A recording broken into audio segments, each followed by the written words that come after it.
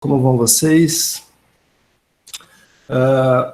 Retomando brevemente, primeiro encontro, nós falamos sobre alguns pré-requisitos para compreender as filosofias chinesas, então falamos aí dos ciclos dinásticos, da historiografia chinesa, depois falamos sobre a geografia chinesa, falamos um pouco também sobre os fundamentos do pensamento chinês, que não tem tanto a ver com a questão da verdade, da aparência, tem mais a ver com a questão da ordem e da desordem. No segundo encontro, falamos um pouquinho sobre esses dois conceitos fundamentais, o Tao e o De, e um pouquinho sobre as estratégias de não ação, de uma forma bastante superficial por cima, dando um sobrevoo sobre o nosso tema, para que então nós pudéssemos chegar hoje no nosso terceiro encontro e ler alguma coisa do Dao De Jing, e no próximo encontro, no quarto e último encontro, ler algumas coisas do Zhuangzi. Eu disponibilizei para vocês 4 capítulos, 4 imagens, então vamos começar daí. O Dao De Jing, ele oferece imagens para nós. Imagens que possuem um aspecto muito importante de ilustrar a maneira como o pensamento daoísta se constrói. Tá? Essas imagens, elas são várias, mesmo nos trechos que eu selecionei, aparecem outras imagens além daquelas que eu destaquei. Eu escolhi 4, poderia ter escolhido 5, 6, poderia ter não escolhido essas que eu escolhido outras, mas o que eu queria mostrar para vocês é que é possível compreender o Dao De Jing de uma maneira intertextual, hiperlinkada. Você consegue destacar os capítulos e construir determinadas interpretações, determinadas formas de pensar a partir desse quebra-cabeças que a gente vai montando. Vocês sabem que, eu acho que eu cheguei a comentar isso em algum momento, que o termo ontologia ele foi cunhado por Jacob Lorhardt, e a Doas Escolástica, que é a obra onde ele cunhou esse termo, alguns cientistas da computação consideram como o primeiro sistema de hiperlinks da história. A gente está no século XVII. O Dao De Jing também costuma funcionar muito nesse sentido. É possível utilizar ele como um sistema de hiperlinks. Então, quando você abre um site, como o que eu passei para vocês, que é o Chinese Text Project, você consegue ali clicar nos termos e ver quais são as discussões, quais são as outras passagens onde esses temas aparecem e coisas do tipo, e aí construir a sua própria interpretação. Essa é uma das coisas mais legais do texto do Dao De Jing. E a gente tem que ter em mente também que, como era um texto transmitido oralmente, ele não foi feito para ser lido no formato escrito, ele foi feito para ser memorizado, é natural que a sua estrutura não seja a mais adequada para que a gente faça uma leitura do primeiro capítulo ao último capítulo. É possível ler o Dao De Jing assim? É o melhor caminho? Não sei, eu desconfio que se você fizesse isso, você teria que voltar e ler tudo de novo. Eu acho mais interessante destacar alguns temas e ir procurando onde é que eles aparecem aqui e ali. É uma coisa meio... qual é o nome daquele livro do Ítalo Calvino? Se um viajante numa noite de inverno, você termina de ler, você tem que começar a ler de novo, para entender. O Proust também tem um pouco isso, Em Busca do Tempo Perdido, você termina, você tem que voltar para o primeiro volume, para entender o que estava sendo dito. Então, essas características do Dao De Jing, ao mesmo tempo que dificultam bastante o nosso trabalho, elas nos oferecem uma tremenda liberdade de leitura do texto. Então, vamos começar. A primeira imagem que eu destaquei do Dao De Jing é uma imagem bastante emblemática, do capítulo 11, ela aparece em outros momentos também, mas no capítulo 11 ela é mais explícita, que é a imagem da roda.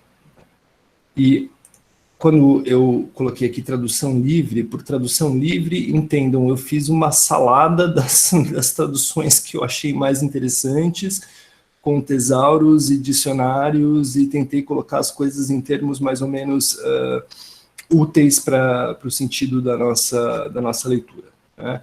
Então, esse capítulo 11, ele diz o seguinte: 30 raios unidos no cubo da roda, em seu vazio está a utilidade do carro.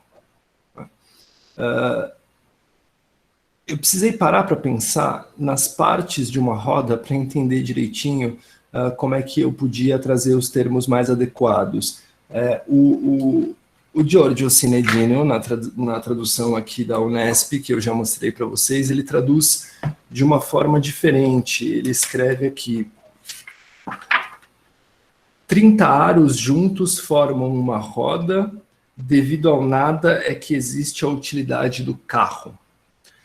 Não é bem aros, porque se vocês pensarem numa roda, as partes de uma roda são basicamente o aro, que é a parte de fora, os raios, que é isso que ele está falando, full, que são aquelas pequenas coluninhas assim que se juntam no meio, e esse meio é o que a gente chama de cubo da roda. Quem anda de bicicleta que sabe do que eu estou falando. Então, essa é a primeira imagem que a gente tem. Posso, claro. Pronto. Então, 30 raios unidos no cubo da roda, em seu vazio, aí está a utilidade do carro. Então, o que acontece aqui? Por que essa imagem é importante? Porque ela oferece para a gente uma compreensão um pouco melhor do que eu chamei no encontro passado de a estrutura do Dao, né? A estrutura do Dao que se manifesta num mútuo pertencimento entre vacuidade e preenchimento, entre não presença e presença, entre nada, entre ser. Por quê? Porque a ideia é que, embora uma roda seja composta por esses elementos, os raios, o cubo da roda e o aro, nenhum desses elementos é o essencial para que a roda se coloque em movimento. Qual é o essencial para que a roda se coloque em movimento? O cubo da roda, o vazio do cubo da roda, né? A ideia toda é que esse movimento ele só é possível porque existe uma vacuidade que permite que a roda seja colocada em movimento, né? Essa imagem ela é uma espécie de uma descrição do que a gente chama de um cenário perfeito de eficiência. Então, no fundo, você pega todos esses elementos, nenhum desses elementos separadamente são a roda, e todos esses elementos em conjunto também não são a roda, porque existe uma outra coisa na roda para além desses elementos, que é o vazio do centro do cubo da roda que permite que a roda se mova. Qual a importância dessa imagem para nós?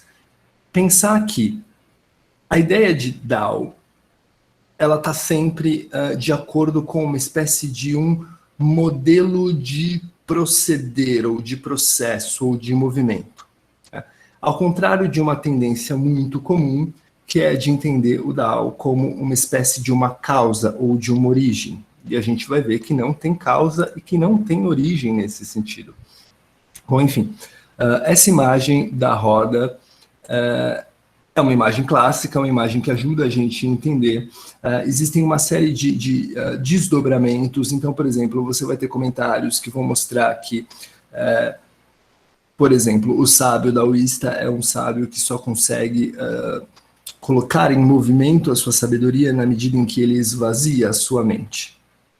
Ou um exemplo melhor ainda, um exemplo político, o governante ideal, o governante mais eficiente, ele é vazio de ação. Por que ele é vazio de ação? Porque se ele não for vazio de ação, não é possível que por meio dele se coloque em movimento a vontade do povo. Então, percebam que esse vazio ele cumpre uma função, mas ele é uma função que não é propriamente essencial, ela não é o aspecto mais importante, ela é um dos aspectos, e esse aspecto tem que vir acompanhado da presença, tem que vir acompanhado das coisas que são, não só das coisas que não são. Que mais? Dito isso, a gente entra aí numa imagem um pouco mais complicada, que é a imagem de escuridão, que está no capítulo 1. Essa imagem, é uma das mais controversas, porque existem várias traduções do que seria essa escuridão, que eu coloquei aqui como escuridão, mas que foram traduzidas como mistério, que foram traduzidas como segredo, que foram traduzidas como oculto. Eu coloquei escuridão por um motivo muito simples, porque ninguém tinha colocado ainda. Então, assim, imaginei que talvez pudesse abrir caminhos para outras interpretações, tá? Mas o que a gente está tentando mostrar aqui com essa ideia de escuridão? Que existe um aspecto que é invisível, que é velado, que a gente não tem condições de perceber, mas que está por trás de tudo, que está por baixo de tudo, colocando as coisas em movimento. Parte a parte, a primeira passagem, né, diz aqui: o Dao que pode ser falado não é o Dao permanente. O nome que pode ser nomeado não é o nome permanente.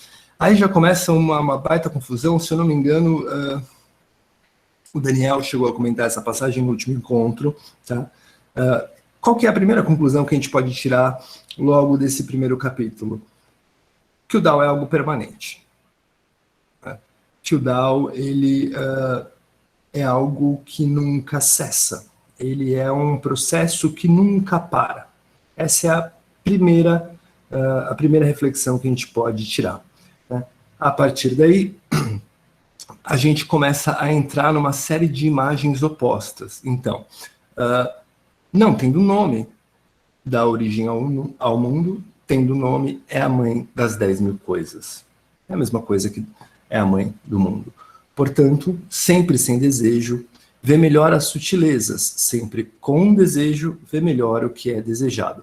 Percebam que esse jogo de contraste entre dois conceitos diferentes que está sendo colocado aqui é para mostrar que não existe um único aspecto isolado, existe uma grande tendência de ler o daoísmo como uma filosofia da vacuidade, uma filosofia do nada, como uma filosofia enfim, de uma nadidade absoluta, e não é bem disso que se trata. O que está sendo dito aqui é que, por baixo de todas as coisas que são, existe algo que a gente não consegue identificar como sendo uma coisa que é, mas que é responsável pelo movimento de tudo.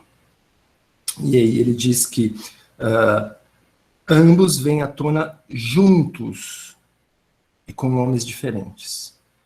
Juntos são chamados a escuridão mais escura, o portão de múltiplas sutilezas.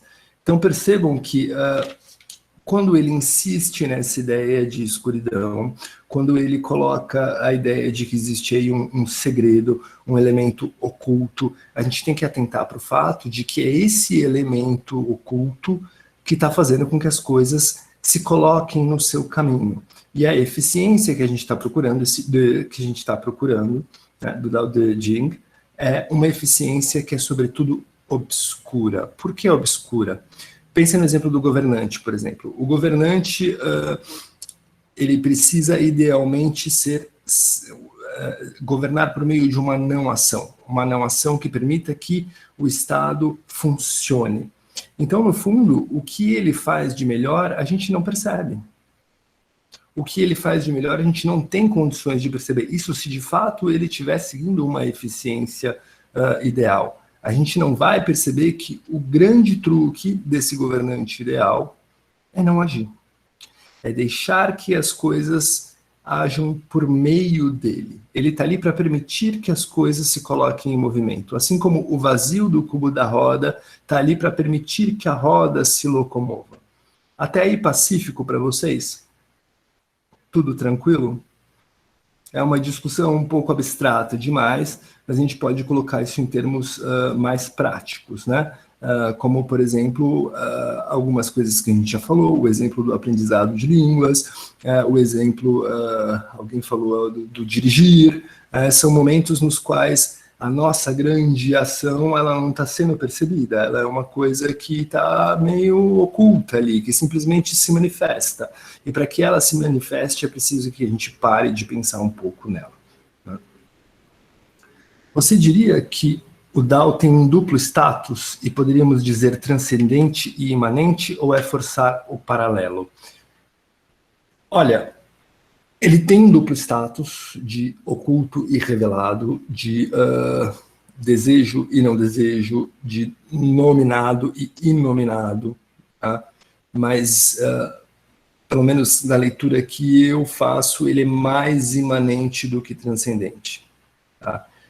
Ele é sobretudo imanente, porque essa origem das coisas, ou esse vazio que permite que as coisas sejam, ele faz parte do Dao, ele faz parte do caminho.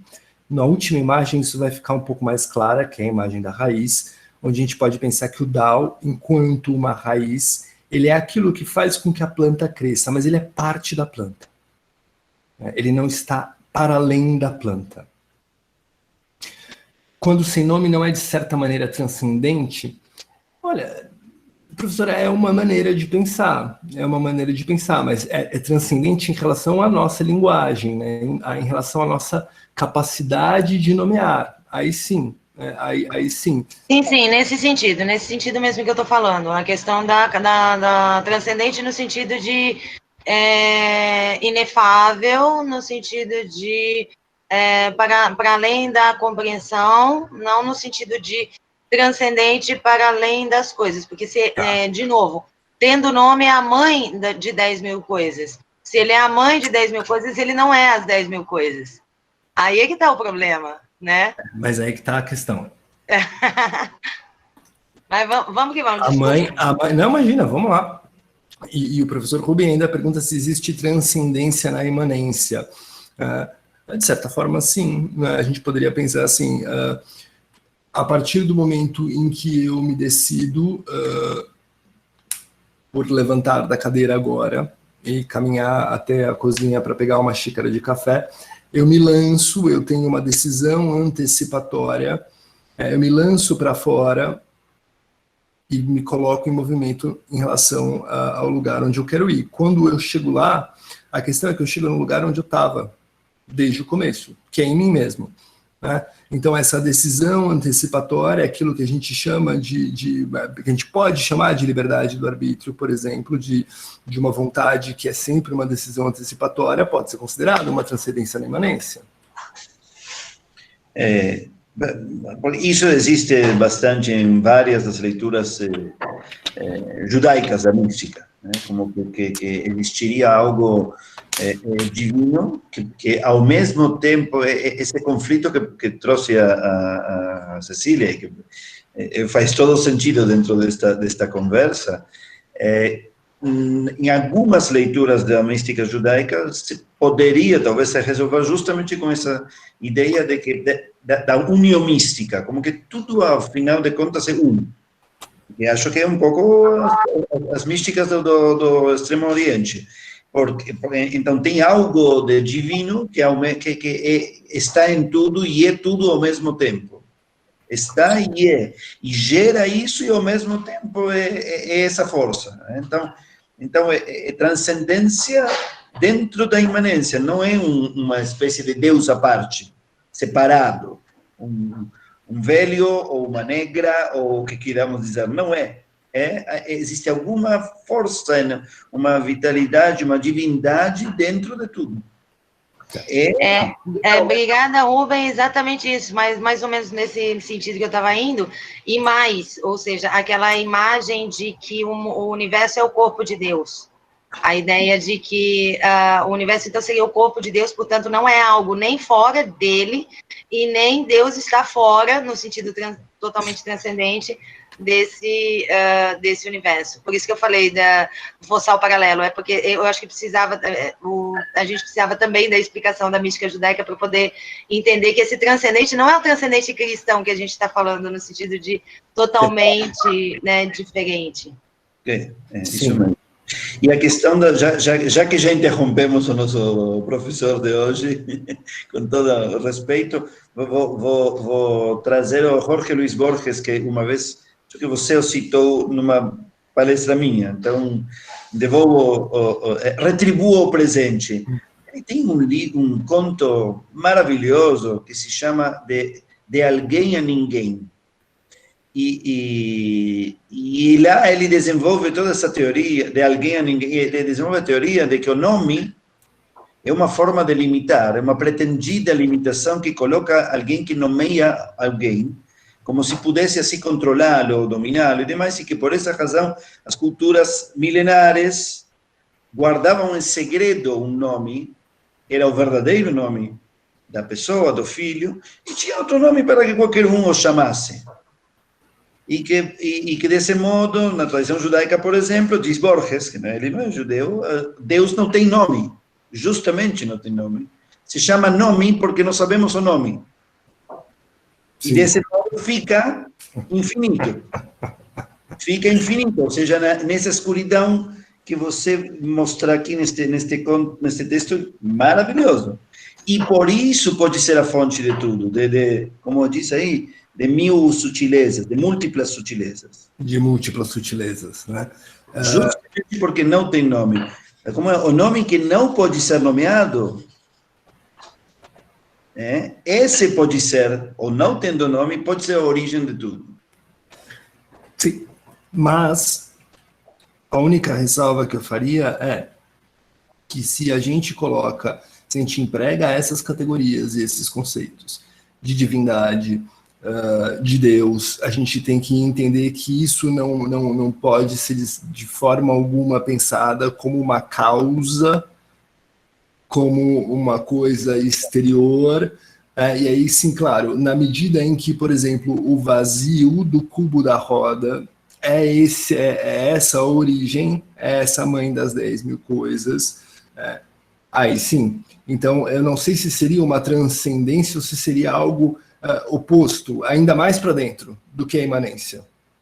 Não sei nem que prefixo latino que eu empregaria para isso, mas seria uma exocendência, né? Seria ainda algo mais para dentro de si. Aí sim faria sentido, nesse sentido. Mas... Talvez né? Endoscendência, porque, né? Eu pensei no exo com S, não com X, mas talvez uma endoscendência. Se é para dentro, talvez, né? Mas é um pouco essa ideia, ou seja, Deus em si mesmo, no sentido de um uno absoluto em si mesmo, e depois um uno absoluto revelado a partir do mundo, né? A ideia é um pouco essa mesma, né? E o vazio também, a gente não pode esquecer que o vazio está no Gênesis, tá? Ou seja, a gente sempre esquece o vazio do Gênesis, mas eu já dei até um curso sobre isso, que eu falei, vou dar um curso sobre o nada, galera, né? E aí eu começo assim, a gente esquece o lado, a gente acha que o Gênesis é a luz, mas, né, antes da luz havia algo, né? Então, é interessante. Assim, é uma discussão muito interessante que a gente podia puxar depois, hein, Rubem? A gente podia fazer porque são coisas que eu acho que tem muita... talvez o pensamento seja bem mais oriental do que a gente imagina. Eu venho dizendo isso na comunidade e as pessoas não sabem bem como digeri-lo, mas concordo muito. Mas percebam... Parece que tem uma escuridão anterior que é justamente a infinitude prévia ao restante, não é a luz, é a escuridão a que é infinita, a nada é o tudo, né? O Ain, o Ensof, etc.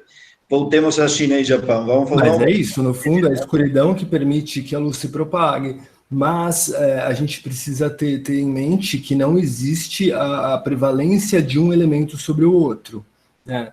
Não existe uma hierarquia ou uma importância maior desse vazio do que existe do que o preenchimento no Dao De Ching.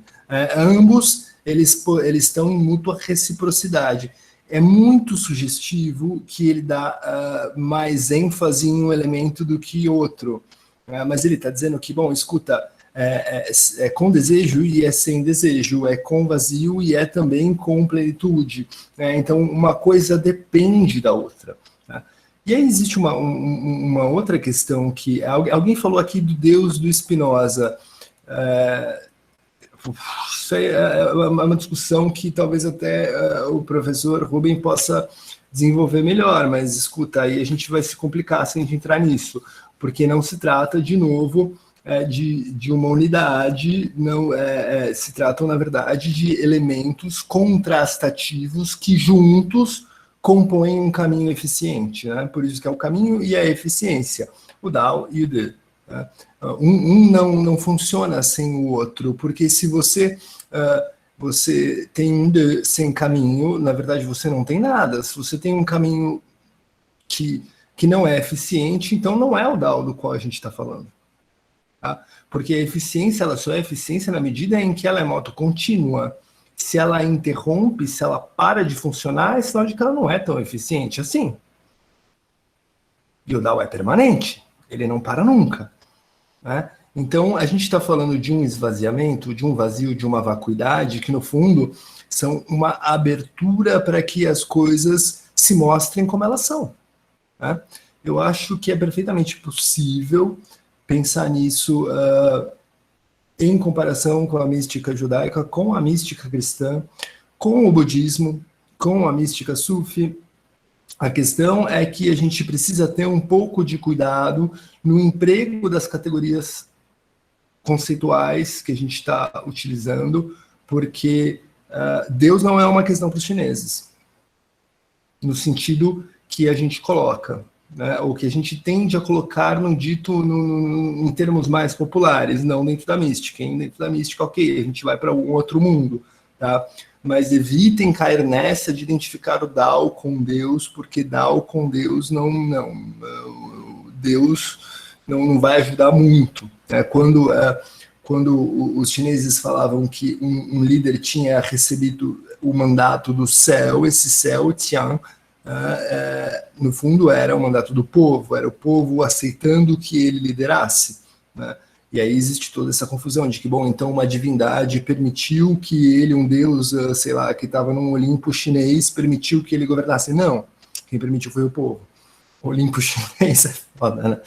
Mas enfim, tem algumas imagens, tem algumas deidades, né? A gente viu algumas, né? Fuxi é uma, né? Bom, só que aí existe uma outra questão, que é uma identificação dessa escuridão com o conceito de feminilidade. E aí que a coisa vai ficando mais interessante, porque a gente começa a perceber que, além dessa aparente primazia que existe de uma escuridão e de uma vacuidade, também existe uma preferência do Dao De Jing pela figura do feminino. O que isso quer dizer? Capítulo 61 diz o seguinte: um grande estado é como as águas baixas de um rio, a conexão do mundo, a feminilidade do mundo. A feminilidade supera a masculinidade por sua quietude. Em sua quietude, encaixa-se por baixo. Eu fiquei horas pensando nos termos que eu ia colocar aí, porque a tradução que a gente tem do Giorgio Sinedino é terrível nesse sentido, não que ela esteja errada, mas é porque ela pode dar margem para muita confusão, porque ele traduz da seguinte maneira, vou ler para vocês: um país grande deve ser como o curso baixo de um rio, o ponto em que tudo sob o céu, que é a ideia que a gente falou do mandato sob o céu, converge. A fêmea de tudo sob o céu, ou do mundo, porque é calma, a fêmea sempre prevalece sobre o macho. Através de seu silêncio, submete-se. Isso é terrível. Isso é terrível. Né? Mas a gente pode desconstruir o que está sugerido aqui no nosso idioma. Tá? Em primeiro lugar, por que ele está usando fêmea e por que ele está usando macho? Porque esses dois termos que aparecem aqui, tá? O pin e o mu, que são o que eu estou chamando de feminilidade e masculinidade, eles são termos utilizados para animais, então é literalmente fêmea e macho, não se trata de homem e mulher aqui. O Dao De Jing não está falando do gênero masculino do ser humano e do gênero feminino do ser humano, ele está falando de macho e fêmea no sentido mais animal da coisa. Tá? Só que a gente tem que ter um certo cuidado. Por quê? Porque a ideia de feminilidade, ela vai envolver uma ideia de reprodução, uma ideia de fertilidade, a ideia do quê? Da mãe das 10.000 coisas. Tá? Por que ela encaixa-se por baixo? Tem duas possibilidades de interpretação aí. Primeiro, porque existe essa mesma imagem da água, essa mesma imagem do vazio, que existe algo por baixo que permite que as coisas sejam. E uma outra interpretação é que, de fato, eles estão falando da relação sexual. Né? De que na relação sexual, aquilo que é identificado como feminilidade supera a masculinidade, sobretudo do ponto de vista orgasmático, né? E que ela permite que aquilo aconteça, ela permite que aquela relação se dê. Existe toda uma tradição de interpretar a sexualidade à luz do Tao Te Ching. Só que aí o que acontece? Isso nos cria uma série de problemas. Eu gostaria de destacar para vocês, encaixa-se por baixo para não ser Lilith, nem expulsa. É uma maneira de ver, mas eu acho que, assim, eu vou fazer o seguinte, vocês se lembram que em um determinado momento alguém comentou comigo sobre o livro da Karin Lai, de introdução ao pensamento chinês e tudo mais, né? Eu destaquei um artigo dela, que é não me lembro de quando, acho que 2010, 2011, por aí, onde ela destaca alguns pontos dessa questão da feminilidade. Eu vou ler para vocês, porque aí a coisa fica mais interessante. Ela escreveu um artigo explicando quais são as contribuições que o daoísmo pode dar para a filosofia feminista contemporânea, atualmente. Ela destaca umas coisas muito interessantes que ajudam a gente a entender o Tao Te Ching. Em primeiro lugar, ela diz o seguinte: feminilidade e masculinidade não são excludentes. Começa daí. Então, a presença ou a existência de uma não implica a ausência ou inexistência do outro. Né? E ela diz que isso também ocorre em termos de causalidade. A presença de um não causa a ausência do outro. Nesse sentido, ela escreve, as filósofas feministas notaram que o antagonismo e a dicotomia entre masculinidade e feminilidade pode prejudicar uma conceitualização mais adequada. Poderia trair a complexidade de ambas as noções. Então já começa daí. Em seguida, ela diz o seguinte, o segundo ponto, feminilidade e masculinidade são conceitos interdependentes. E ela escreve assim, feminilidade e masculinidade podem ser consideradas como não separáveis. O Tao Te Ching desencoraja uma noção separatista dos pares contrastativos. Então percebam que são pares contrastativos. Quando a gente olha, a gente percebe que existe uma diferença entre um e outro, mas isso não significa necessariamente que eles são opostos, que eles são autoexcludentes. Tá? Ela continua. Ele afirma, o Lao Tzu, o Tao Te Ching, ao invés disso, que esses termos estão ontologicamente conectados. Muitas acadêmicas estudiosas do feminismo têm notado a falta de precisão e futilidade de perspectivas separatistas. Algumas mulheres têm enfatizado que essas perspectivas são irreais, porque mulheres não vivem ou agem em um mundo no qual homens estão ausentes. O que é, portanto, essencial estudar é a dinâmica da relação entre os sexos. Isso é uma citação dela. Né? Uma versão extrema desse separatismo, ela continua dizendo, é o ginocentrismo. Eu não sei se nós temos aqui estudiosas do feminismo, mas eu nunca tinha ouvido falar desse termo, ginocentrismo, e eu achei, assim, uma nova descoberta, né, que envolve a rejeição de homens ou da masculinidade, mantendo um exclusivismo da feminilidade. Algumas feministas têm argumentado contra as considerações ginocêntricas da feminilidade, apontando que elas falham em transcender o dualismo, ou seja, falham em alcançar as mesmas tarefas a que elas se propõem. Por quê? Porque feminilidade e masculinidade são interdependentes. O terceiro ponto que ela coloca é que feminilidade e masculinidade não se reduzem um ao outro, né? Isso significa o quê? Que as características de um não descartam que essas mesmas características estejam presentes no outro e vice-versa. Né? E aí ela coloca uma coisa que eu achei mais inteligível para mim, ficou mais fácil de entender, que ela diz que a filosofia feminista rejeita a assimilação e a redução da feminilidade na masculinidade, como se o feminino fosse isso ou aquilo e o masculino fosse isso e aquele outro. Né? Qual é a conclusão disso geral, do ponto de vista mais geral? Bom, em primeiro lugar, que quando a gente nomeia essa ideia de feminilidade no Tao Te Ching, a gente não está falando que são características que tem uma mulher, que são características que as mulheres têm e os homens não, em certa medida sim, hein? Mas o que está em jogo aqui é que existe algo que se assemelha à escuridão, que se assemelha ao portão, que é também a mesma ideia, hein? O portão ele só cumpre a função dele na medida em que tem um vazio que permite que as coisas passem, né? Senão ele não serve de nada. Não é o portão não é a porta. O portão é o vazio que permite que as pessoas passem. Né? Ele está dizendo que esse elemento é o que a gente identifica como fêmea, como pin, como feminilidade.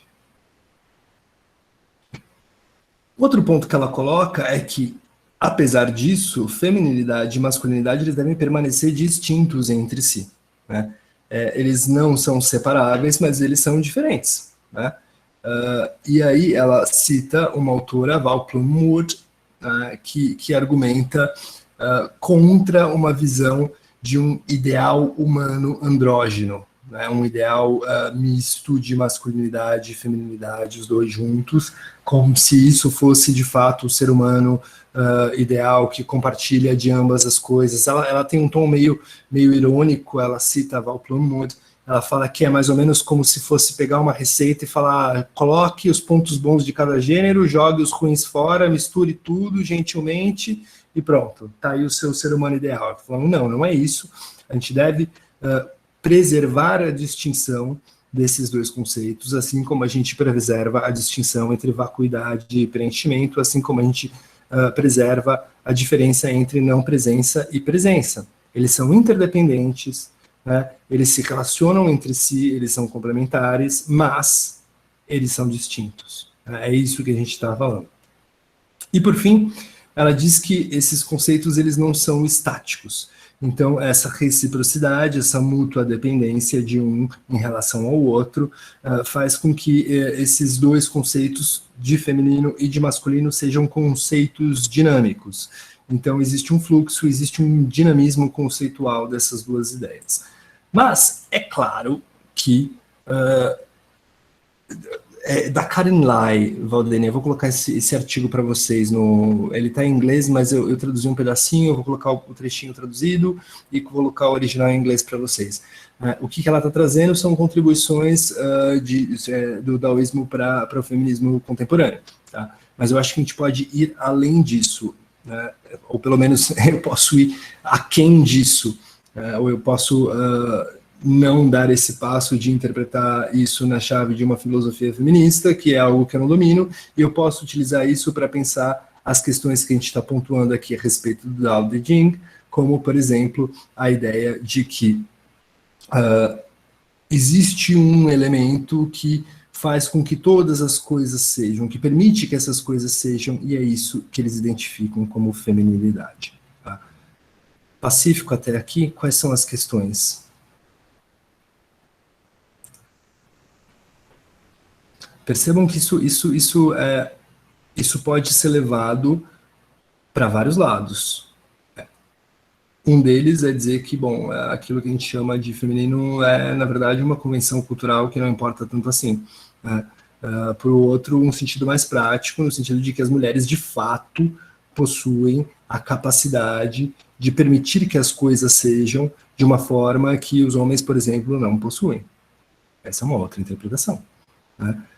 A própria ideia de concepção e de fertilidade também vai nesse sentido, né? De um vazio que concebe algo, que cria uma vida. Né?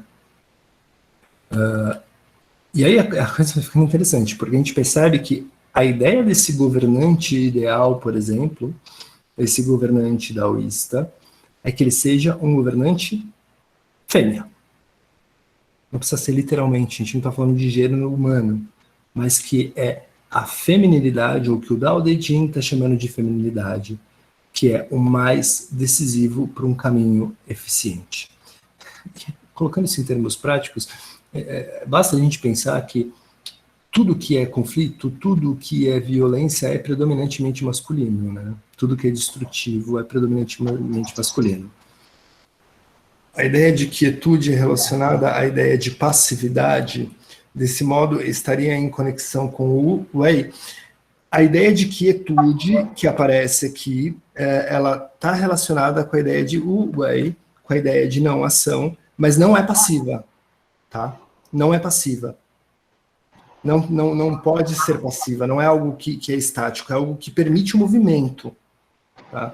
É o oposto de uma passividade. Só existe atividade porque existe esse vazio, essa não ação. Dessa forma, a ideia do feminino não seria vinculado com o ser humano ou animal necessariamente, seria com uma essência, por exemplo, não com uma essência, com uma instrução, um modelo de instrução de como agir. Em termos diretos, objetivos, assim como a não ação é a maneira pela qual você segue o caminho mais eficiente, essa não ação é também nomeada feminilidade. O feminino é identificado não como uma essência, não como uma causa, não como uma origem, mas como o modelo ideal de um cenário perfeito e eficiente. Passivo não é estático, não necessariamente. Sim, claro. Sim, claro. Mas não é propriamente uma passividade, porque... vou tentar colocar nos seguintes termos. Uma passividade, ela não exerce nenhum impacto em uma determinada ação. E o que a gente está chamando aqui de Wu Wei é aquilo que permite que a ação seja uma ação. É aquilo que faz com que a ação ocorra. Enquanto viabilidade, eu acho que seria um termo mais adequado. É aquilo que viabiliza que uma ação ocorra. É disso que a gente está falando. É a mesma ideia do portão, né? Ou a mesma ideia da roda. Se o mais importante do portão não é a porta, é o vazio que faz com que as pessoas entrem e saiam. O mais importante da roda não é o aro, não são os raios, não é o cubo da roda, mas é o vazio de dentro do cubo da roda que faz com que o movimento exista. O governante ideal é aquele que não tem uma ação, mas que permite que o fluxo do Estado ocorra. Ou como o silêncio na música, o branco no texto, assim é o vazio que permite o movimento, nesse sentido. Então, esse vazio, ele é receptivo, naturalmente. É porque, de certo modo, eu estou, assim, conectando um pouco, talvez até, digamos, de uma forma meio contaminada, né, com o I Ching e algumas traduções como colocam essa ideia da receptividade, né, no sentido não só da quietude, mas da receptividade. Então, eu fui um pouco por esse lado, e a questão então, da quietude enquanto o vazio, e enquanto o vazio é receptivo. Ou seja, se você não tiver o vazio, você não preenche com o movimento.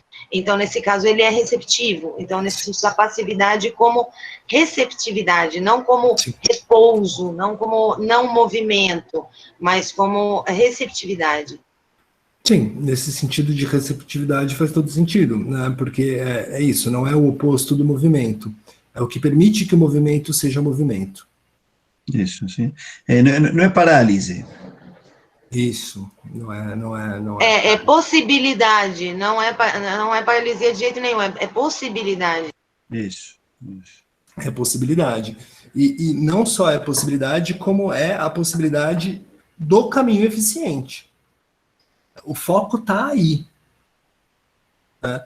O foco está nessa não ação. O foco está nisso que eles estão chamando de fêmea, ou de feminilidade. Né? Existe uma relação disso com o papel da mulher? Existe, tá? Mas a gente tem que levar em consideração algumas coisas, como, por exemplo, o fato de toda a tradição matriarcal chinesa ter sido varrida da história, sem nenhuma explicação, sem nenhuma nota de rodapé.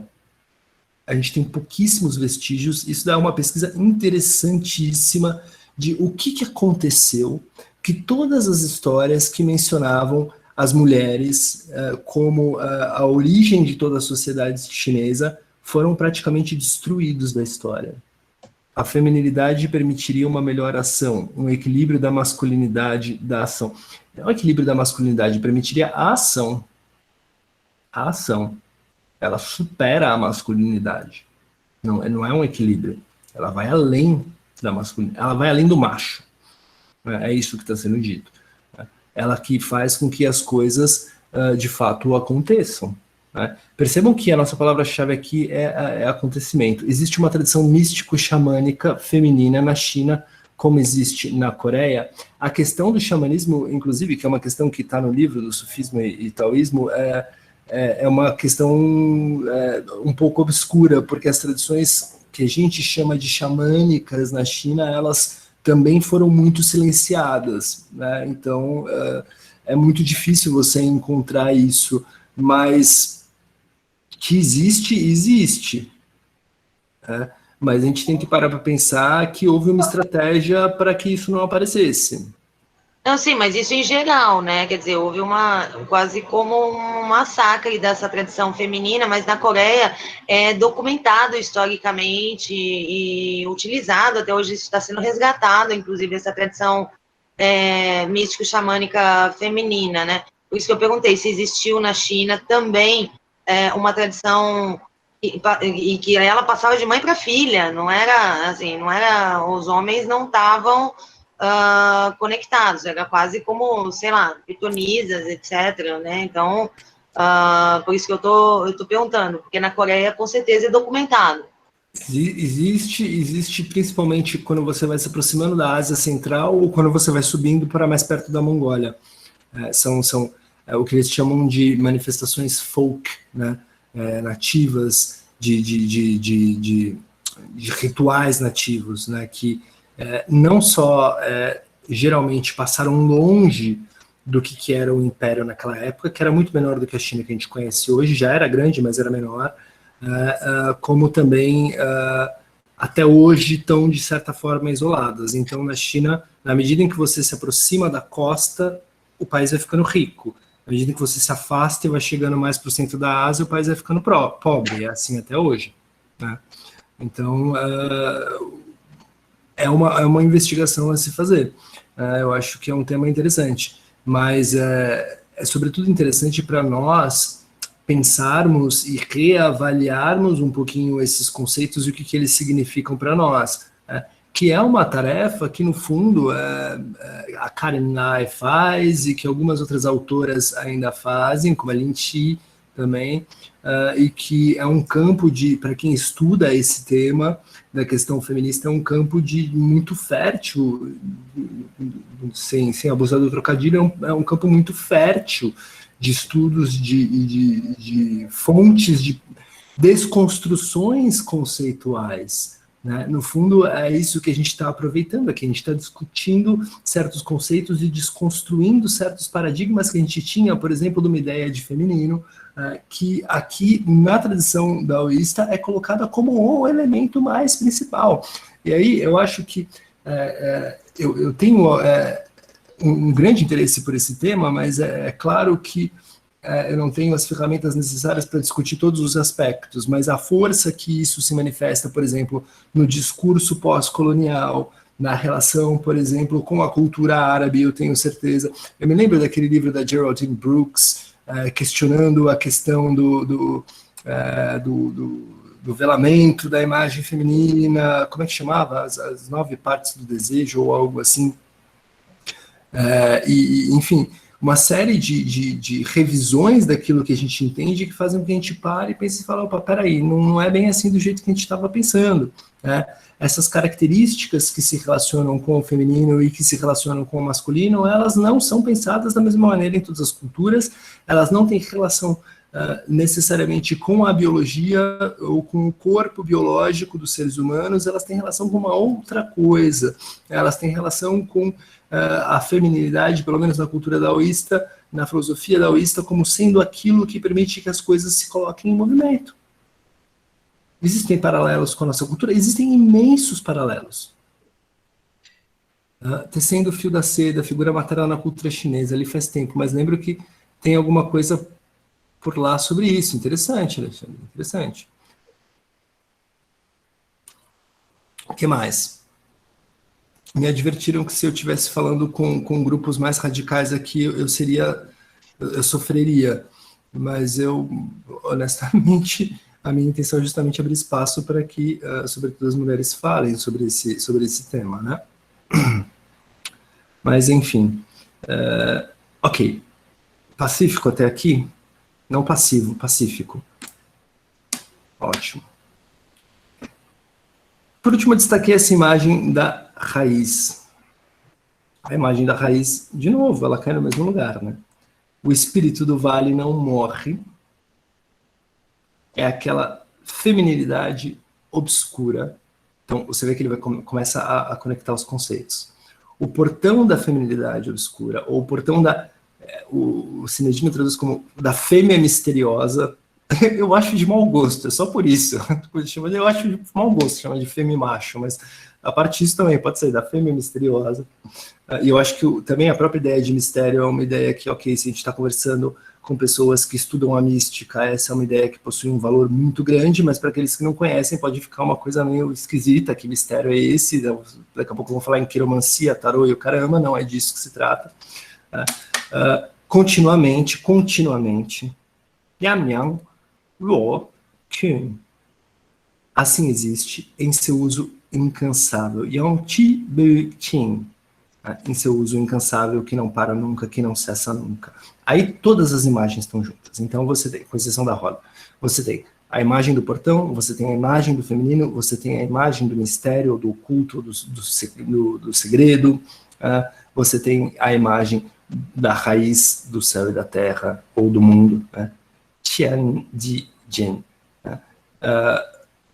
e que mostra que, no fundo, o que acontece é que a origem de todas as coisas, a causa de todas as coisas, aí voltando para o que a gente estava discutindo, não está separada de todas as coisas, ela faz parte de todas as coisas. E ela está invisível.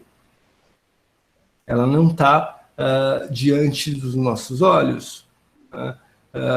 Assim como a raiz da planta, a gente não vê a raiz da planta. Ou, idealmente, a gente não deveria ver, dependendo do tamanho da planta, a gente vê. Mas é a parte mais poderosa. Eu não sei se vocês já tiveram o desprazer de ter alguém que morou no apartamento, na casa de vocês, que decidiu plantar um ficus na varanda, e cuja raiz do ficus entrou concreto adentro, e para tirar aquilo foi um terror, né? Inclusive, um dos casos que eu fiquei sabendo foi que a raiz do ficus entrou pela tubulação do prédio e foi parar no segundo subsolo. Então, daí vocês tiram o poder da raiz. Quantas vezes já não passaram na rua e a raiz estava quebrando o chão, de tão forte que ela é? Isso acontece com muita frequência. E essa é a imagem que a gente está procurando. A gente está procurando a imagem de algo que faz parte, que ao mesmo tempo é aquilo que permite o crescimento das coisas, que permite o crescimento, o movimento das coisas. Sem a raiz não tem planta, mas que ainda assim faz parte da planta, não é algo transcendente no sentido de estar fora da planta. Problema com coqueiros entrando pela garagem, pois é. E é aquilo que permite que as coisas se coloquem em movimento. Então, essa imagem da raiz também é muito forte e muito poderosa, assim como essas outras imagens que eu trouxe para vocês. A água é uma outra imagem poderosa, é aquilo que, de certa forma, atravessa todas as coisas, que nutre todas as coisas, né? Que consegue passar por todas as coisas. E aí é muito legal, porque no fundo está em constante mudança, mas nunca muda a sua forma. Essa é a imagem que a gente está procurando, né? O caminho, o Dao, ele está em constante mutação, mas a forma dele é sempre a mesma. A forma dele é sempre um processo, é sempre um proceder, né? É sempre um movimento. O que mais? Bom, a partir disso, a gente vai ter uma outra leitura do daoísmo, que já não é mais uma leitura tão voltada para essas questões políticas e do governo, que é a leitura do daoísmo Wan Lao. A gente vai ter uma leitura que é muito mais voltada para como nós levamos a nossa vida, que é uma leitura mais voltada para como nós levamos a nossa morte. E aí a gente vai entrar numa discussão mais forte com o livro das mutações, com a transformação de todas as coisas e com esses conceitos. Mas o mais interessante é que, a partir daí, a gente percebe que a origem do movimento, do caminho, a origem das coisas, a origem da planta, ele é autogeracional. A gente vai tocar numa ideia que a gente chama de autopoiesis, ou de um fazer a partir de si mesmo, né? E aí vai ser uma outra filosofia daoísta. Vai ser uma filosofia extremamente crítica a valores, a princípios morais, quaisquer que sejam, que são colocados como superiores, que são colocados como entidades superiores que a gente deveria seguir. Essa definição do céu, não Surari, fico preso a conceitos mais corriqueiros. Seria uma simples oposição. Não, Ivan, o que acontece é o seguinte, quando eles falam em céu, tudo sobre o céu, né, o que acontece? A geografia chinesa, como eles não tinham na antiguidade, aí, até pelo menos o estabelecimento da Rota da Seda, no século II a.C., eles não tinham contatos com outros povos e com outras culturas, o mundo para eles era a China. E a China era chamada de tudo sob o céu, tudo embaixo do céu. Então o povo chinês era o povo que vivia abaixo do céu. Eu achei uma imagem certa vez, e eu nunca consegui recuperar essa imagem, mas é uma imagem belíssima, que é o mapa da China visto do oceano. Como se todo o mapa mundi fosse simplesmente aquele território que do oceano você enxerga e você chama de China, tá? Mas não tem a ver com o céu no sentido do paraíso, com o sentido celestial, com o Olimpo, com nada do tipo, tá? Tem a ver com o povo que está abaixo do céu, tá? E a vontade do céu é a vontade do povo que está abaixo dele. Seria mais ou menos nesse sentido, tá? E aí o céu mesmo, tá? Não é um mundo celestial para além das coisas. Isso não importa tanto. O que mais? Luiz, diga, professor. Por favor. Aí você vê quanta distância há entre o pensamento grego e o pensamento chinês nesse aspecto. Note que a passividade do vazio é o elemento fundamental para que aconteça o movimento, abrir o portão. Veja que a questão do vazio e do espaço, na Grécia Antiga, e até a Idade Média, era um problema muito perseguido para ser entendido. E vários conceitos surgiram a partir da noção de vazio e a noção de espaço. Mas nenhuma delas chega perto disso. Sim. Percebe? Nós pensamos muito ocidentalmente.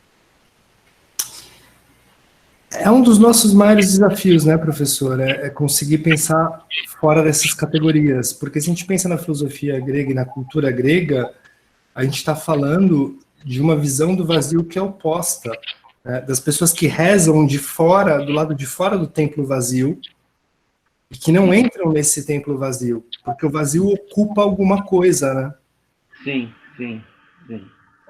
E aí entra na questão que o professor tinha colocado de o nome como uma limitação, né? como a partir do momento em que a gente nomeia nada, se a gente nomeia vazio, a gente se coloca em problemas, porque a gente está falando de alguma coisa que não é exatamente aquilo que a gente quer dizer. Aí sim, como a professora falou, transcende os limites da linguagem.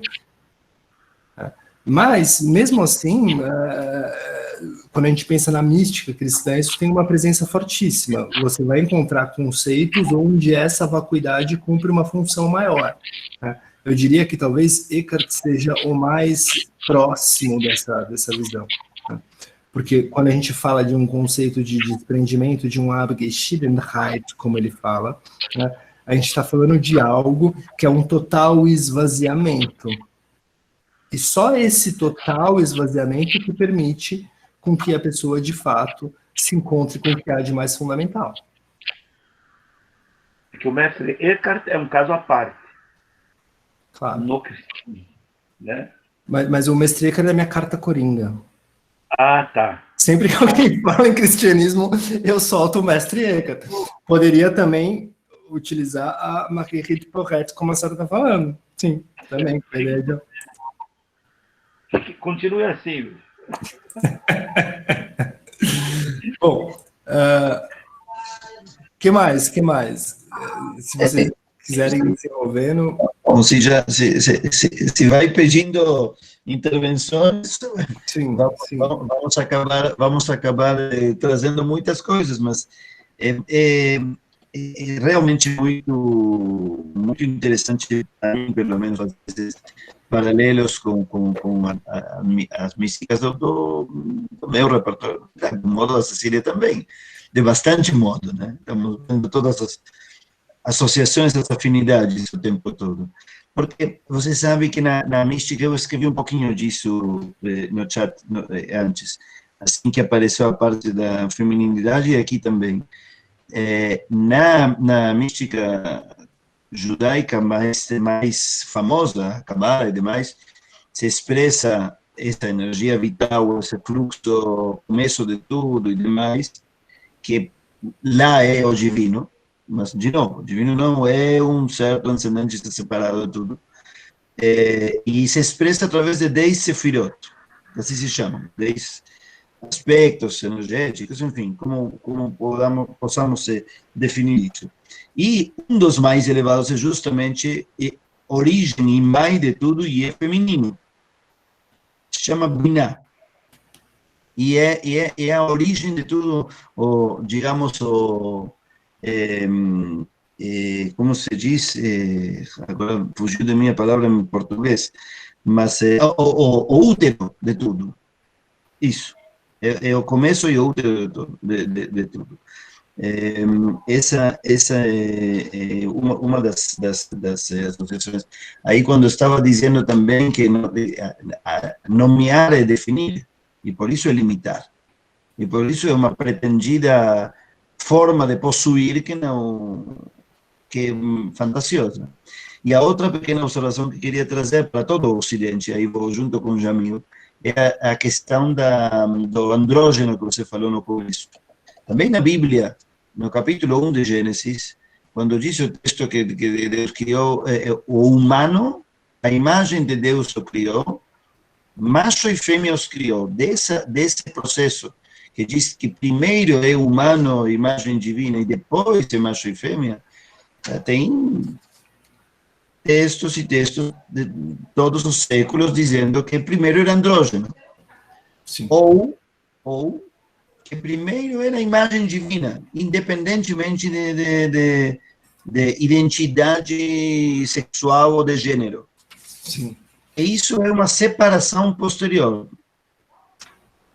E isso dá espaço, hoje em dia, a estudos, como você muito bem apresentou, professor Luiz, de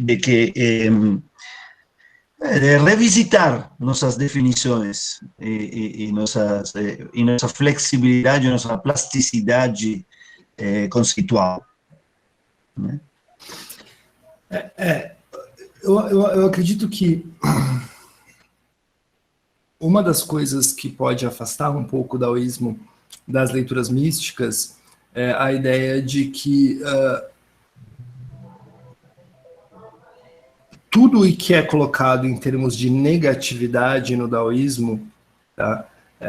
Por impronunciável que seja, não é inalcançável. Né? Não é inefável no sentido de que não é uma coisa que a gente não pode capturar, mas não é uma coisa que a gente não vai conseguir alcançar. Pelo contrário, é uma coisa que tem que ser colocada em prática o tempo inteiro. Né? É uma coisa que, no fundo, é uma receita para como fazer as coisas funcionarem. Tá? Mas aí, quando você pega, por exemplo, o que seria uma mitologia chinesa, você tem, por exemplo, em Fuxi e Niuya, que são os dois irmãos, o irmão e a irmã, que descem do monte sagrado, Kanlan, e para povoar a terra, são dois, né? Macho e fêmea que geram tudo. Existe uma versão apagada da história, onde a história começa com a mãe dos dois. Né? Começa com uma mulher, com a mãe de todas as coisas. Essa versão sumiu. Existem referências a ela, mas ninguém nunca achou. Só a mulher? Só uma mulher? Uma mulher. A mãe dos dois? A mãe dos dois. Só aparece. Que mais? Temos essa possibilidade, e eu acho que o mais interessante para nós é pensar o seguinte, que existe uma questão prática nisso muito importante. Eu vou trazer agora para uma discussão que é mais do nosso cotidiano, que é o quanto que a gente permite as coisas acontecerem. Tá? Vou pontuar questões bastante controversas, bastante polêmicas, para provocar vocês mesmo, para que vocês falem o que vocês pensam sobre isso. Então, quando a gente fala em políticas afirmativas, por exemplo, que é um nome que eu detesto, eu gostaria de políticas não afirmativas, de políticas de não ação, mas que, ok, a gente entende, políticas afirmativas, cotas para negros, cotas para mulheres. O que a gente está fazendo? A gente está abrindo um espaço vazio para que a coisa funcione melhor, porque a coisa não está funcionando nada bem. Né? E eu acho que isso tem que ser colocado em termos práticos. Já faz alguns anos que eu fui chamado a atenção para uma série de questões que eu não atinava por conta de uma cultura na qual eu cresci que é terrível, que é, por exemplo, a falta de mulheres ocupando posições acadêmicas de destaque, presente nas mesas redondas, presente nas chefias de departamento, nas coordenações de curso, e eu descobri que existe uma postura muito interessante que eu adotei para mim a partir daí, que é não participar mais de mesas redondas em conferências, em eventos, que não tenha pelo menos uma mulher na mesa, e eu não participo mais. Eu me recuso. Então, assim, parece uma coisa meio radical, mas o que mais que eu posso fazer? Eu não posso fazer muito mais do que isso, a não ser dar voz e dar espaço, né, para que elas falem. Para que os grupos que não são minoritários, longe disso, são majoritários, inclusive os chineses, a gente esquece que eles são a maioria do mundo, mas para que esse vazio se abra, o que eu posso fazer nesse sentido é me esvaziar, e além disso nada. Tá? Parece radical, mas eu gostei. Eu gostei da proposta e eu adotei essa proposta para mim. Né? E, de fato, se não fosse a professora Cecília aqui, teríamos problemas. Eu dificilmente estaria aqui. Tá? Por quê? Porque, no fundo, a gente está falando de questões que muitas vezes são muito abstratas, são muito teóricas e que não se refletem na prática. E se não se refletirem na prática, elas não servem de nada para nós. Né?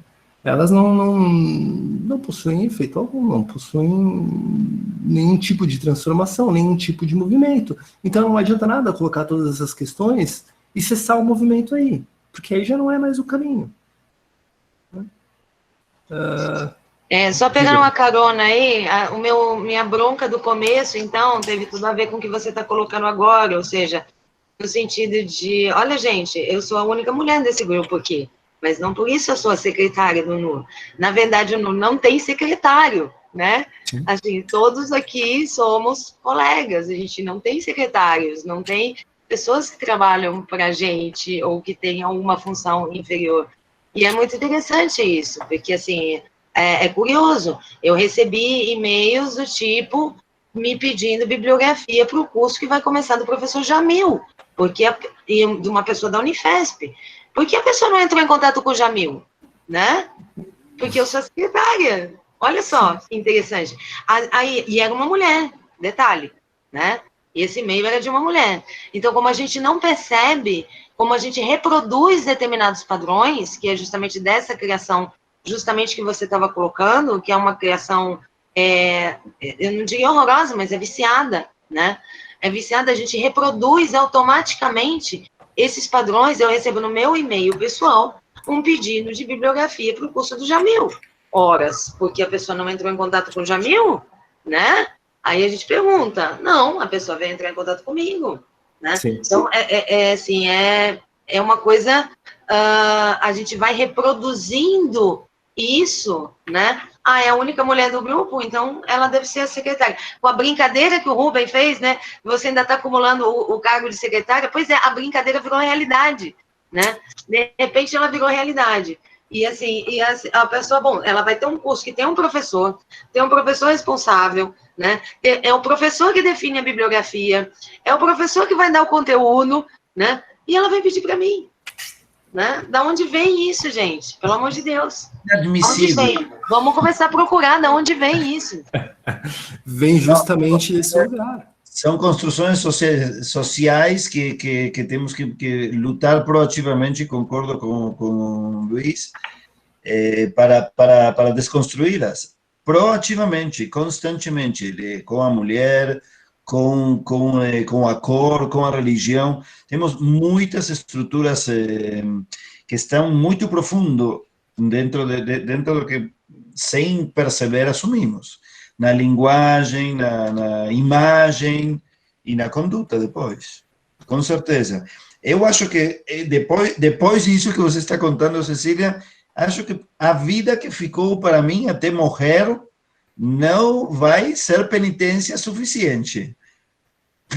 O meu foi uma piada total, uma forma de gratidão, de dizer, a chefa... Eu sei, Rubem, foi um reconhecimento, dizendo, além de tudo, ainda está acumulando o trabalho de secretária, né?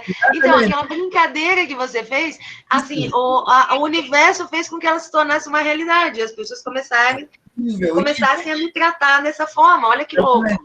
O que eu quis dizer era, que coisa maluca, que além de ser a impulsadora de tudo, quem coordena tudo, que dirige tudo, que idealizou tudo isso, que é nossa chefa, sem dúvida alguma, também nos ajuda abrindo a porta de todo mundo e fazendo a secretarinha. Foi uma piada justamente pelo absurdo. Eu não sou chefe de ninguém, hein? Eu não quero ser chefe de ninguém, tá doido? É a mentora de tudo isso, vai. Mas, Rubem, desculpe, a tua metáfora é absolutamente correta. Por isso que ela se tornou, né, conhecida na Unifesp, essa questão da secretária. Por isso que, por exemplo, essa pessoa procurou a Cecília. Então, é uma metáfora do cotidiano, isso é verídico, é verídico. Vou pontuar algumas coisas sobre isso, que são interessantes.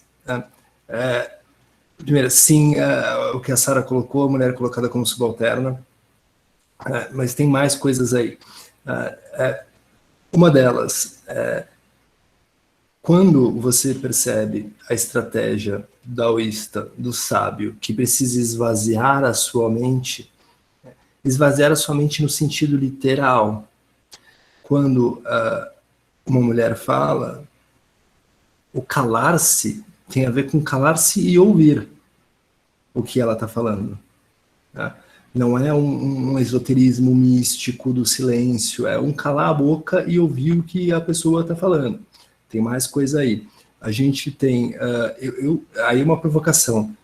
Fico me perguntando se a professora Cecília não fosse a pesquisadora líder e a coordenadora do grupo e organizadora de todos esses eventos, se fôssemos, por acaso, eu, o professor Rubem ou o professor Jamilson, nós teríamos a capacidade de fazer tudo o que ela fez.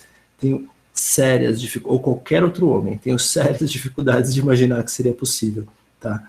Além disso, a gente tem também uma questão a respeito de uma certa individualidade nossa, que é uma lição chinesa que Eu particularmente não gosto, não sou fã, eu sou um defensor da liberdade individual, já falei isso, inclusive da liberdade extrema, da autogestão e da autonomia extrema, mas, a despeito disso, existe também uma classificação cultural nossa terrível de colocar certos cargos, certos trabalhos como se fossem inferiores aos outros.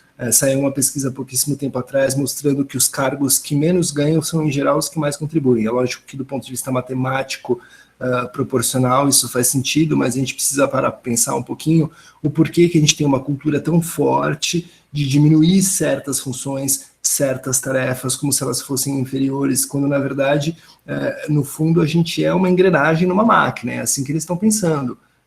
Dane-se se você está sendo reconhecido, se você está levando a tapinha nas costas, você tem que fazer o seu trabalho, porque é mais importante que a máquina funcione, porque se a máquina não funcionar, não adianta de nada.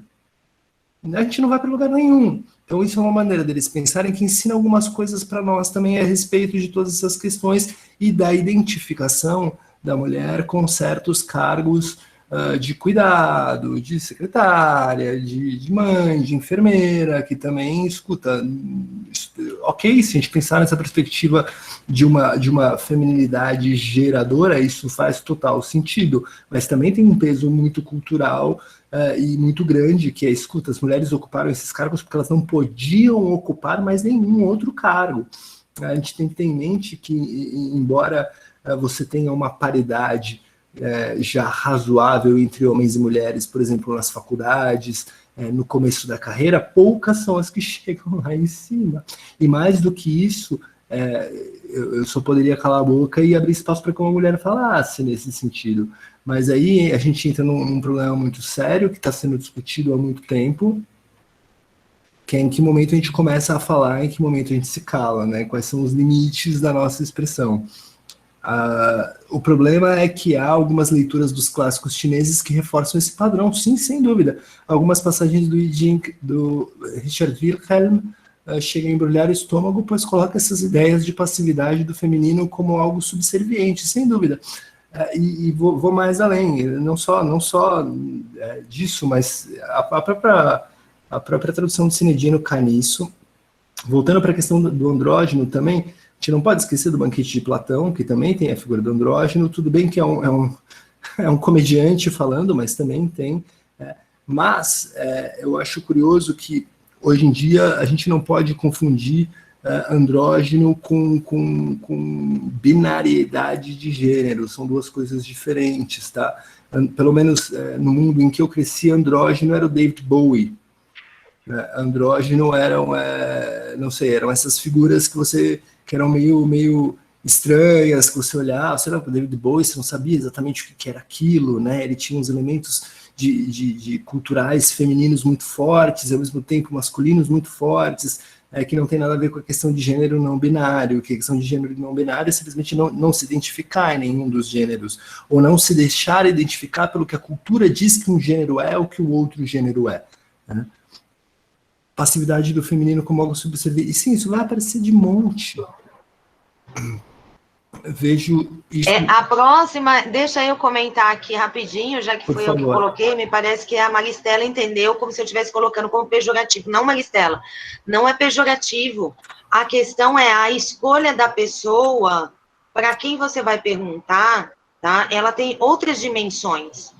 Em primeiro lugar, não tem nada de pejorativo em ser secretária. Eu estou fazendo o trabalho de secretária do grupo, sim, e por isso o Rubem colocou. Então, claro que eu estou fazendo o trabalho de secretária do Rubem, e isso não diminui em hipótese alguma, tá? Só que o grupo não tem um secretário, digamos, oficialmente, tá? O grupo é um grupo. Então, é essa a dificuldade que as pessoas estão tentando entender. As pessoas são iguais aqui. O grupo é um grupo. Em segundo lugar, a justificativa que muita gente tem, mas falar com mulher é melhor, as mulheres são mais delicadas, elas vão ser mais atenciosas. É um problema. Em primeiro lugar, porque eu não sou, tá? É mais fácil. De nós todos aqui, se você entrar em contato com o Jamil, ele será o mais atencioso, com certeza, tá? Isso eu vou dizer, porque o Jamil é aquele professor bonzinho. Ele saiu agora aqui, ele nem ouviu, tá? Mas, realmente, ele é o professor bonzinho, né? Então, com certeza, a pessoa mais indicada para entrar em contato seria o Jamil, e não eu. Eu sou rude, né? Em segundo lugar, esse preconceito, esse pré-conceito, né? De achar, bom, então eu tenho mais liberdade para falar com uma mulher, então é mais fácil falar com uma mulher. Não, não é, né? Não é. Então, isso também é um preconceito, né? Assim, o preconceito não é ser uma secretária, mas ser uma secretária A, e não um secretário O, né? Por que haveria uma secretária A e não um secretário O? Os homens também não podem ser secretários, justamente por ser uma função tão importante, né? E precisa haver um secretário subalterno, digamos assim, precisa haver alguém com quem eu entre em contato. Por que eu não posso mandar um e-mail pro NUR e quem me responder, me respondeu, né? Você está entendendo? A coisa vai além. Vai além. Em primeiro lugar, a questão de gênero, ou seja, a secretaria A e nunca o secretário O. Em segundo lugar, a pressuposição de que falar com uma mulher é mais fácil, mais tranquilo, porque a mulher é mais boazinha, que isso não corresponde à realidade, tá? Eu acho que eu sou yang demais.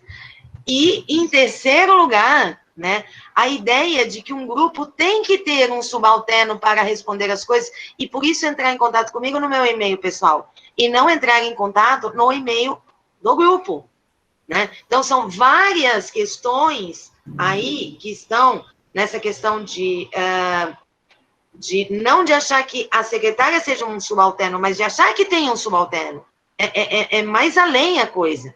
Nós não temos, nem os monitores são subalternos aqui, né? São pessoas que estão ajudando, são professores que estão dando outros, estão ministrando outros cursos, e estão fazendo outras coisas também. Eles também são professores, né? Então, são coisas assim que a gente tem que o nosso preconceito conduz a isso, não a uma... É difícil a ideia de um grupo que funciona, pessoas juntas, né? Pessoas trabalhando em conjunto, e não tem ninguém subalterno, e muito menos por uma questão de gênero. Então, desculpa a intromissão, mas não. Porque como eu coloquei, eu achei que foi meio direto para a minha fala. Não, acho que é isso. É isso, o problema é identificar como se fossem funções exclusivamente femininas, né? Como se é isso. Então, se tem um secretário, uma secretária tem que ser uma mulher, né? Porque é ela que vai ocupar essa posição, aí que tá todo o problema. Não é uma desvalorização do trabalho de... Vamos lembrar uma coisa, as Nações Unidas não tem um presidente, tá? Tem um secretário-geral. Então, assim, é um trabalho... Os comunistas também. Exato. O Partido Comunista tem um secretário, né? Então, no fundo, é isso, é um trabalho de organização, é um trabalho de fazer com que as coisas se tornem eficientes, que tem muito a ver com o daoísmo, né? Mas eu vou te dizer uma coisa, Maristela, de fato, sim, a gente tem aqui, sobretudo aqui no nosso país, uma cultura de colocar certos tipos de trabalho como se fossem trabalhos inferiores de gente burra que não tem escolaridade, né? O que pode até refletir uma realidade de desigualdade social do nosso país, tá? Mas que o grande problema está na desvalorização desses trabalhos, né? Então, no fundo, isso é uma coisa que quem está em países que não tem desigualdade não... O lixeiro... Sim, um lixeiro... Essa era a pesquisa que eu estava lendo hoje, né, que o lixeiro, para cada libra, eu acho que você na UOL, em um portal desse, para cada libra investida num lixeiro, ele retorna 10 libras de volta, 10 pounds, isso na Inglaterra, né, de retorno para a sociedade, né? O mesmo não acontece com um advogado, por exemplo, né? O que investe-se num advogado, que se usa para pagar um advogado, não retorna na mesma proporção para a sociedade, o que não justifica as disparidades de salário, por exemplo, né? E aí o Marcelo está dizendo aqui, concordo com você nesse aspecto em gênero, número e caso, acrescento que se deve haver delicadeza no processo comunicativo, independente das questões de gênero. Não é um consenso que a pessoa XYZ seja homem ou seja mulher? deve ser mais delicado ou menos delicado. Tem que ser delicado e gentil na interlocução em si, ponto. Só estou comentando esse aspecto porque senti uma grande agressividade na fala da Cecília que acabou misturando algumas coisas, a meu ver. Se meu comentário ofende, desconsidere. O que acontece é o seguinte, Marcelo... Querido, seu comentário é um elogio. Sim, e é isso. No fundo, eu adoro essa discussão, cara. Eu adoro quando as coisas ficam aquecidas nesse nível que a gente começa a discutir essas coisas, porque no fundo é para isso que a gente está aqui. Entendeu? Chega de organizar congresso para discutir o que é o conceito de Aufhebung em Hegel. Eu já não aguento mais. A gente tem que discutir os problemas que nós temos hoje em dia. Entendeu? E esse é um dos problemas muito sérios que a gente tem hoje em dia. Mas escuta, Marcelo, eu acho que sim, pode ser que algumas pessoas levem para um lado mais pessoal, que se ofendam, que algumas pessoas sejam mais agressivas, outras menos. Isso acontece, tá?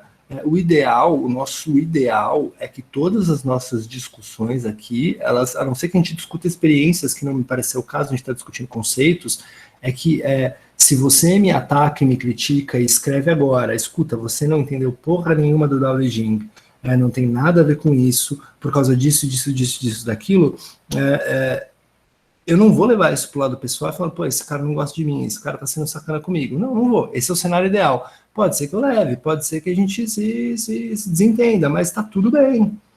Tá tudo bem. Isso faz parte do nosso processo, isso faz parte da nossa discussão. A gente tem que começar a aceitar um pouquinho melhor essas questões, porque no fundo a gente acaba caindo numa agressividade velada.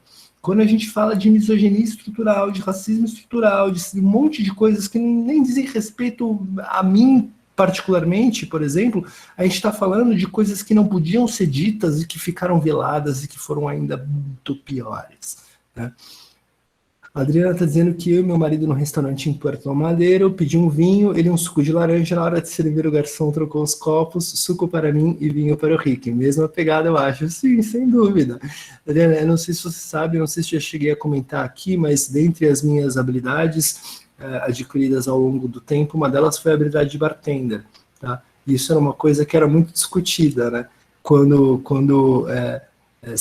senta um casal e o pedido chega no bar, um coquetel e uma dose de uísque, já aconteceu várias vezes, a dose de uísque era para a mulher, o coquetel era para o homem, né? E o garçom vai lá e serve ao contrário. Por quê? Porque são estereótipos ridículos, né? São estereótipos ridículos. E é isso que a professora está falando, né? É estranho ver uma mulher agressiva, né?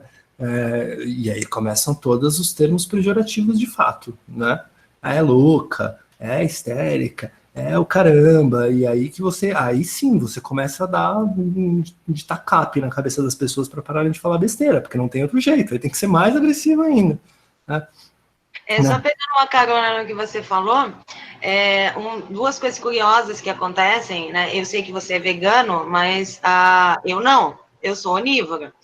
E quando a gente vai a restaurante, eu vou com a minha filha, a gente pede a carne mais, a um ponto mais pro mal passado. E a carne vem cozida. Eu já falei, gente, isso é uma questão de gênero. Eu vou denunciar churrascarias. Porque, assim, qual é o preconceito? É inevitável ter que pedir para voltar a carne. Fala, amigo, eu falei, é o ponto por menos, né? Você me trouxe uma carne cozida. Eu não como carne cozida. E sobre a bebida, uma vez estávamos eu, meu namorado e minha filha num bar. E aí a gente pediu alguma coisa, outra coisa e uma pinga. Claro que a pinga veio para quem? Para o meu namorado. De quem era a pinga? Da minha filha. A pinga era da minha filha. A cachaçona era da minha filha. É a única que toma cachaça. Foi muito cômico. O garçom ficou olhando com aquela cara, assim, sabe assim, aquela menina, na época, 20 e poucos anos, né? Não, moço, dá licença, essa aqui é a minha, ó. Daqui, top. Mas acontece, de fato é isso. Eu quero ouvir mais mulheres falando e escrevendo aqui no chat, ou abrindo o microfone e falando. Eu acho isso importante para nós aqui, tá? O Cristiano está perguntando, mas professor, essas questões de praticidade e de compreensão não é mais difícil para o Ocidente? Em que sentido, Cristiano? Explica Explica melhor para mim isso, o que você está querendo dizer, mais difícil para o Ocidente. Tem um comentário da Mariana antes, muito interessante também. Na realidade, acredito que daria para entrar em muitas discussões com base filosófica sobre isso, Marcelo. Certamente, mulheres assertivas tendem a soar como agressivas, particularmente quando fazem um apontamento buscando quebrar estruturas presentes em todos nós e levar à reflexão. É claro, Marina, de fato, sobretudo porque eu mesmo me coloco numa posição muito complicada de ir costurando certas coisas com cuidado para não cair numa espécie de uma repetição, de falar de novo o que a professora acabou de falar, para que isso não se torne um mansplaining, para que isso não se torne, mais uma vez, um homem falando. Né? Então, assim, é muito difícil. Mas essa imagem... paradigmática da mulher que não é assertiva, que não é agressiva, que é cuidadora, escuta, com que mulheres vocês andam andando por aí, hein? Acho que não precisa muito para ver o oposto contrário, entendeu? A abertura é maior, né? A abertura é maior, o vazio é maior. Você está falando de pessoas que... de seres humanos cujo corpo biológico tem funções que um homem nem imagina o que significam, cara. Entendeu? Então é uma outra questão. O Alexandre está falando o Dao De Jing em quadrinhos. Legal. Tem muitos... Foundations of Chinese Civilization, é um quadrinho bem legal de história da China antiga também. Acho super válido. Tem gente que tende a desprezar, tipo, não é material acadêmico, não é artigo científico em periódico revisado por pares. Escuta, professor, não entendi muito bem o porquê de um vazio ser necessariamente a feminilidade. Seria por uma questão biológica? Pensei no vazio do útero, que permite o surgimento da vida, mas não sei se está correto. Não, faz todo sentido, Daniel. Sim. Faz todo sentido. Tem uma identificação biológica, sim, mas não é uma determinação biológica, tá?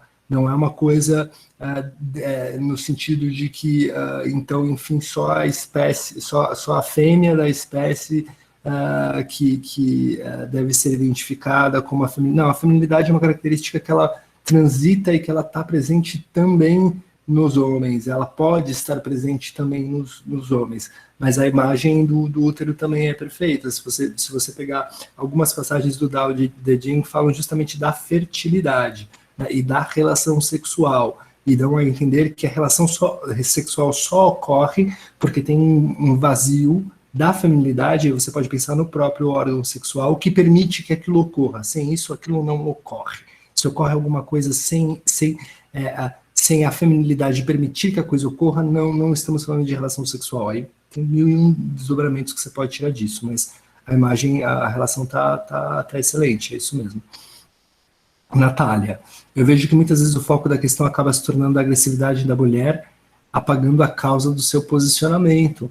Sim, claro, mas é quase um argumento ad hominem, né? Ad mulherem, no caso.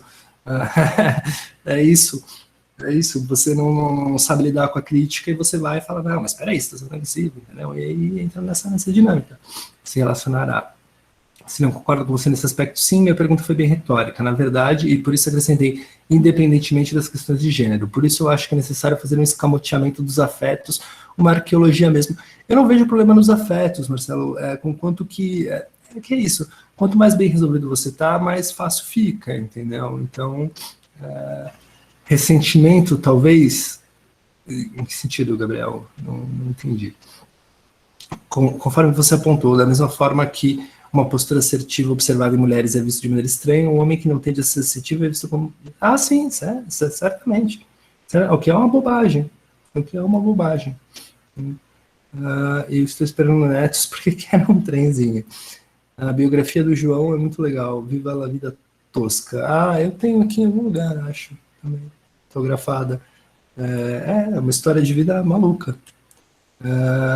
A troca de papéis dentro do contexto familiar, onde homens que ficam em casa cuidando dos filhos e do lar, isso gera estranheza entre a sociedade, homens e mulheres.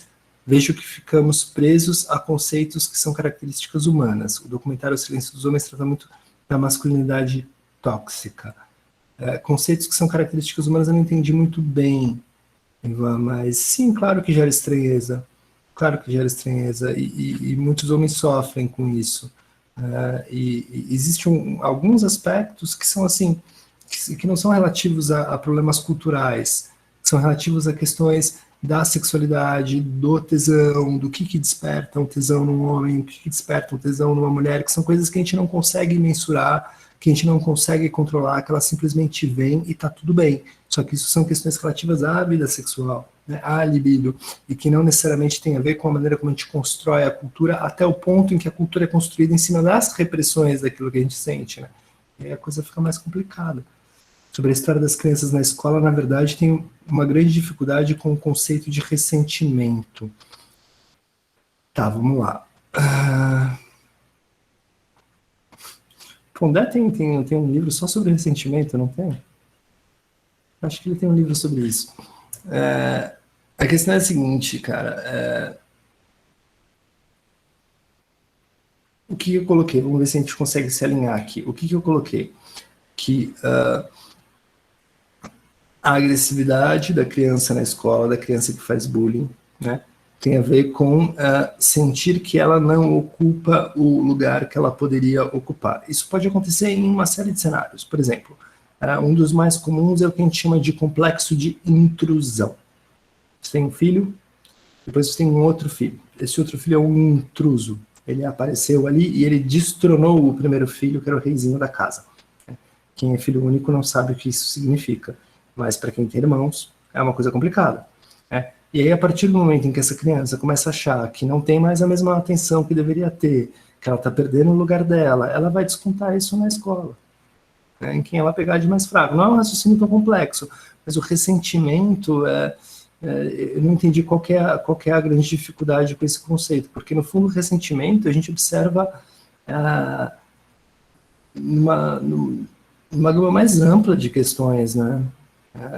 O sentimento de ter sido injustiçado, que muitas vezes é real, às vezes foi mesmo, mas o que não faz bem é esse sentimento, né, que se ele te paralisar, né, isso acontece muito na questão de classe, o ressentimento da classe popular em relação à elite, por exemplo, que é uma coisa que a gente já discutiu no encontro passado, a gente já falou sobre isso no que diz respeito à política do Partido Comunista Chinês, e no fundo é isso, né, vamos colocar aqui nas nossas devidas posições, nós, o proletariado, tá?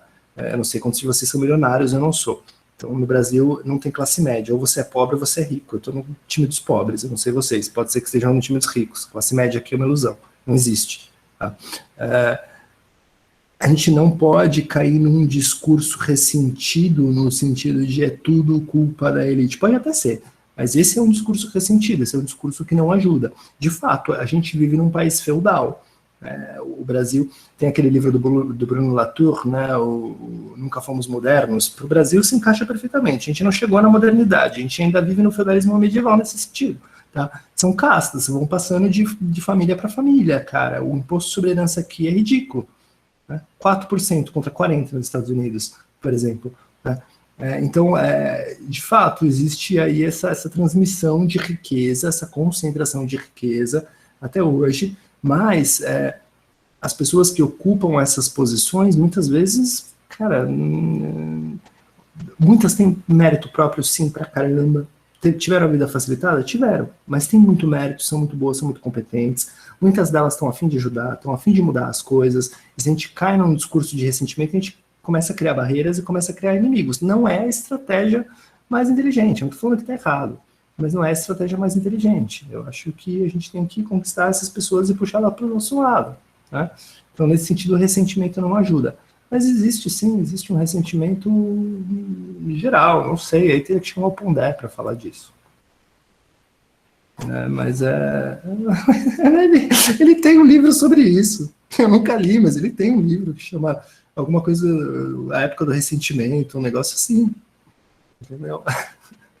Mas é uma outra leitura, tem que saber ouvir para não se sentir atacado, para não, sabe? É isso, a gente tem que aprender a ouvir as pessoas. Né? No fundo, tem uma série de incoerências, de de pensar em modelos, é isso, pensar no modelo chinês, será que se adaptaria aqui? Talvez melhor do que o modelo liberal, mas eu sou muito fã do modelo liberal, tudo bem, mas não funciona aqui. E aí a gente faz o quê?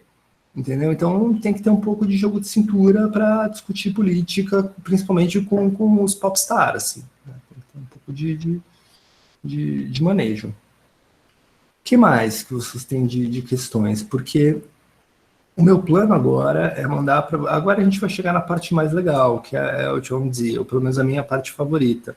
É onde a gente vai fazer uma leitura do Sonho da Borboleta e da Alegoria da Rede de Pesca. Tá? Essas vão ser as duas próximas leituras, o último encontro, a gente vai fechar com isso. Tá? E a gente vai desconstruir um pouquinho o que culturalmente a gente aprendeu sobre o Sonho da Borboleta. Quem assistiu a conferência já tem uma base, quem não assistiu, vá no canal do Nur no YouTube e assista, porque a gente vai começar a discutir coisas que têm mais a ver com o nosso cotidiano, com crenças muito fortes nossas, e começar a desconstruir isso um pouco. Professores, ou quem puder me orientar, preciso de uma indicação de obras que tratam o estupro e homossexualidade na antiguidade, religiosa e cultural. Valdênia, na antiguidade, eu não sei te dizer, tudo bem, não tem problema, mas de certa forma a gente tocou nesse ponto. Eu tenho uma vasta literatura sobre a questão da homossexualidade já no século XVIII, XIX e XX, mas eu acho que não é literatura psiquiátrica, não sei se vai te ajudar, mas na antiguidade, talvez alguma coisa eu acho que a tese de doutorado do professor Alexandre Sadé, que é o professor do Antigos, que é o laboratório de transexualidade do Instituto de Psiquiatria do Hospital das Clínicas, talvez tenha algumas referências. Eu vou escrever o nome dele aqui, não sei especificamente sobre estupro, mas sobre transexualidade ele tem, e ali talvez você encontre algum livro canônico ou outro falando sobre o assunto. Acho que não tem dois As, tem um A só, mas você acha fácil, ele é o... E já aproveitando para dar o toque, né, assim, a orientadora entrando aqui, pessoal, nunca esqueçam de ler as bibliografias dos livros que vocês estudam, porque às vezes na bibliografia do livro tem alguma coisa exatamente sobre aquilo que você está procurando, tá? Então, quando vocês encontrarem